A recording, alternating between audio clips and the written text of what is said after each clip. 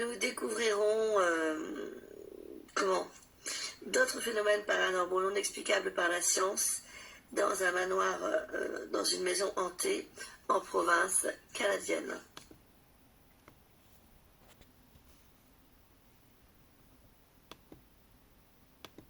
J'ai l'habitude de sentir la présence de vaisseaux. Ils sont plutôt dans le ciel et lointains, alors qu'on peut avoir des présences matérialisées plus près, mais ça c'est très rare. D'étranges amphibiens, enfin.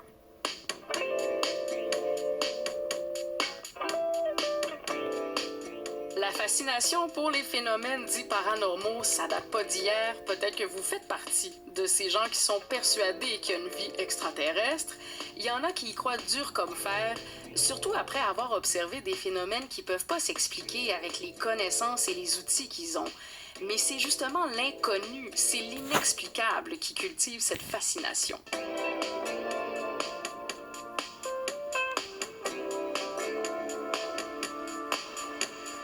Bonsoir, chers terriens. Ici Ariane Cipriani qui vous accompagne pour la prochaine heure à Une plage pour la francophonie.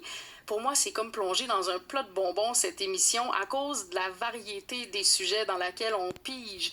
Et je vous propose un menu assez éclectique aujourd'hui, là, ce sera pas plate. En premier lieu, un reportage sur ces prétendus ovnis et autres phénomènes inexplicables observés dans le ciel. Ça qui est lié à la religion, à la superstition, à la croyance. Il y a toute une représentation visuelle aussi des ovnis au cinéma de science-fiction. Pensez à des films de Steven Spielberg, par exemple, E.T., Rencontre du troisième type, 2 films formidables. Arrival de Denis Villeneuve aussi, qui est un film tellement puissant et qui porte sur ce très grand thème de la communication. C'est une merveille. Il y a vraiment des merveilles de films de science-fiction qui témoignent que de tout temps, les humains se questionnent sur une possible vie extraterrestre. Ça peut sembler farfelu pour bien des gens, et j'en fais partie, mais en Suisse, dans le canton de Tessin, c'est du sérieux.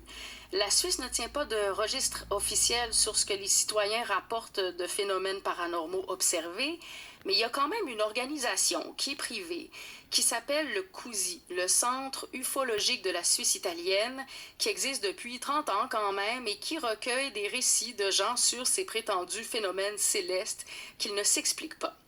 Alors, l'équipe de l'émission Vacarme est allée voir ça de plus près et elle s'est rendue ensuite à la Bibliothèque centrale de Zurich où il y a un département de documents rares, certains qui datent des années 1500, avec des témoignages de phénomènes observés inhabituels. Voici Ovnisoi qui mal y pense. Pronto? Bonjour madame, c'est Furtlinger, c'est Yvon. Bonjour, bonjour. Comment allez-vous? Très bien, et vous-même? Très bien, merci.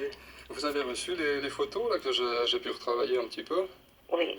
Ovnisoi qui mal y pense, reportage Jonas Paul, réalisation Jérôme Nussbaum. Dans votre seconde série, on voit plus que les points, on voit des formes à l'intérieur de ces points lumineux. Et ça, c'est extraordinaire. Et la date exacte, c'était... C'était le 16 avril dernier, à 14h. À 14h. Alors, parce que moi, j'ai ici le rapport d'observation que nous utilisons chaque fois que nous faisons un rapport avec les témoins. Voilà, donc il s'agit en fait d'une Radio-Canada audio du 23 août 2025, soit 4 mois après que je vous en ai parlé sur mes mini-prédictions que j'avais fait en mai, avant d'entamer les grandes sur décembre de cette année. Et au début, ça commence par, comme vous l'avez entendu, le témoignage d'une dame canadienne. J'avais ressenti le Québec, la province canadienne, et après nous avons aussi des recherches qui ont été faites en Suisse.